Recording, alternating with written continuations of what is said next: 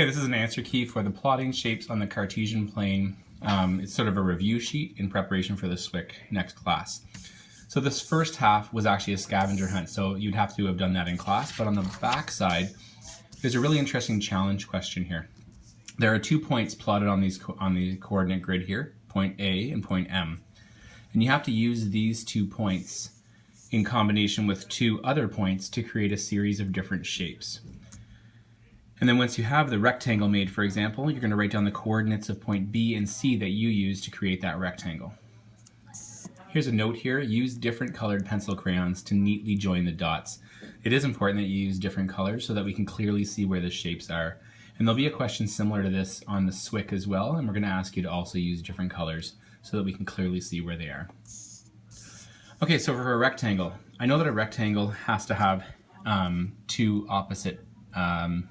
pairs of opposite equal sides.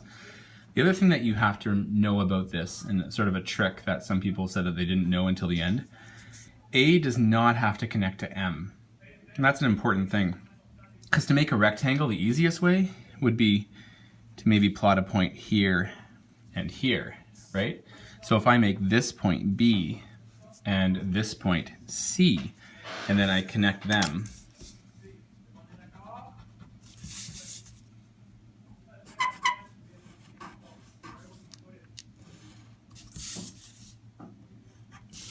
then here's a rectangle right there, okay? If you start connecting A to M and you're on an angle, then you're dealing with a whole bunch of other angle measurements and protractors and things like that. So try to look for sort of the most straightforward answer, and nowhere does it specify that A and M need to be connected.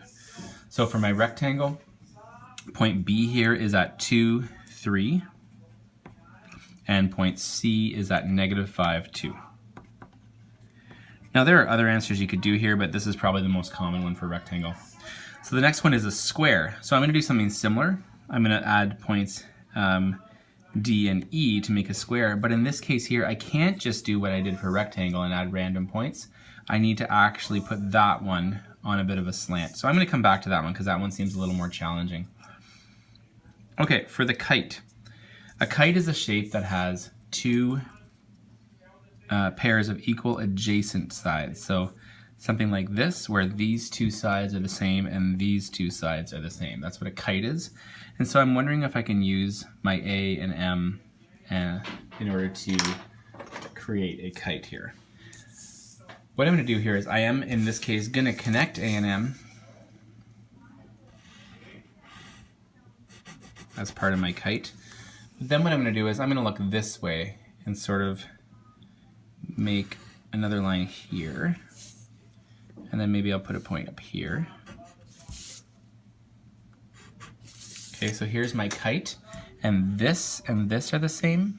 Notice that from this point I go 1 over and 2 up, and this one I go 1 over and 2 up, and this one are the same. So that's my kite. And I just need to label the points. So on my kite I want it to be F and G. So maybe this is F and this is G. So F is at -5, 1, and G is at -7, 2. Okay, so parallelogram is the next one. I'll come back to square, but I'm going to do these ones first. So for parallelogram, I'm just going to get another color here. I already sort of have my 2 shapes, and I'm going to use something similar to my rectangle. Instead of making it all 90 degrees, I'm just going to make it sort of from here to here.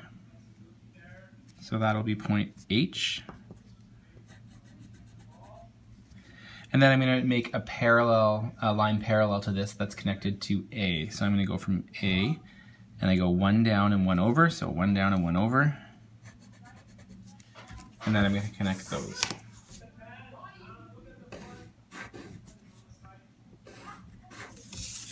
Okay, so my parallelogram here, these are parallel and these here are parallel.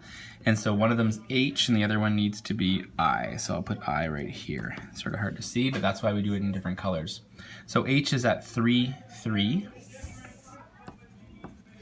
And I is at -6, 2.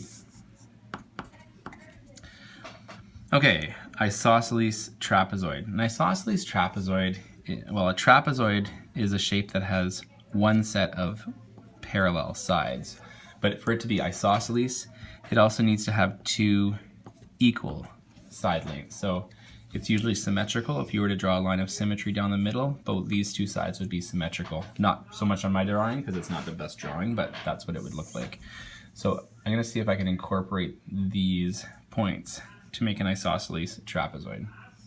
So when I'm looking at this here, I might use M as my bottom point and A as my top point. And everything's getting pretty crowded here, but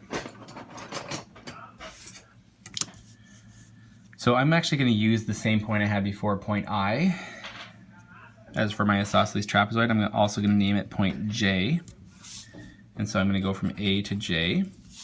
But then instead of going this way to make a parallelogram, I'm going to go this way to make a trapezoid. Okay, so I'm actually going to color this one in. So my trapezoid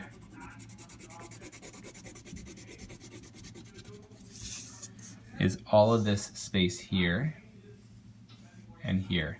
So there is one set of parallel sides, and these two sides are equal, so that makes it isosceles.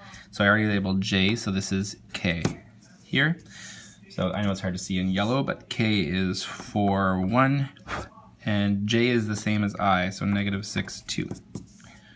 All right, I feel like I'm pretty clumped up here, so I'm going to do a right trapezoid in a different location here. So I'm going to keep A and M being connected for a right trapezoid. A right trapezoid, same rules as a trapezoid. There are two sides that are parallel to each other, but in a right trapezoid we have two adjacent right angles.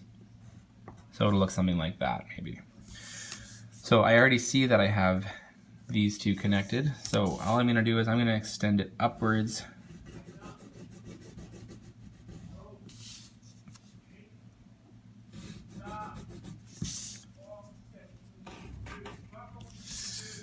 so that this ends up being my right trapezoid.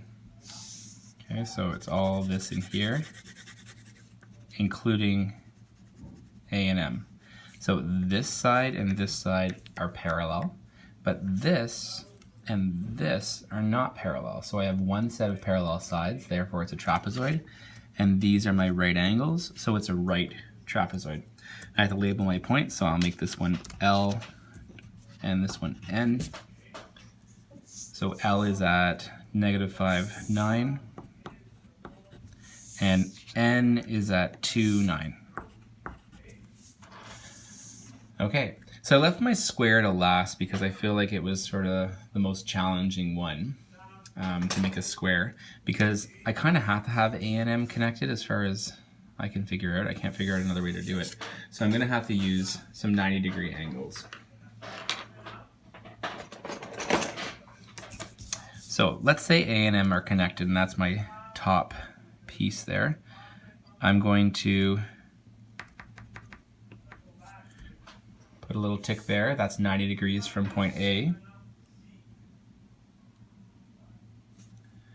And this is 90 degrees from point M.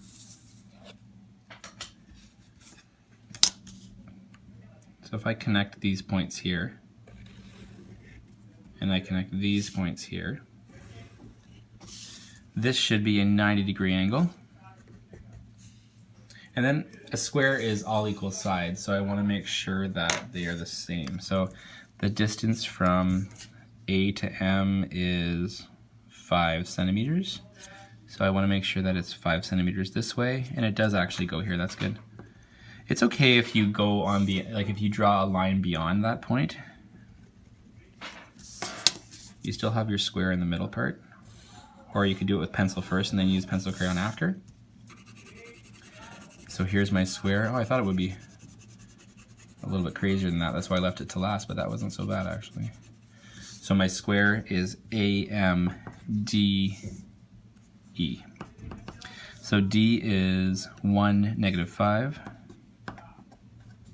and E is -6, -4. And so there, using points A and M, I have created a rectangle, a square, a kite, a parallelogram, an isosceles trapezoid, and a right trapezoid. by putting 2 more points on this grid.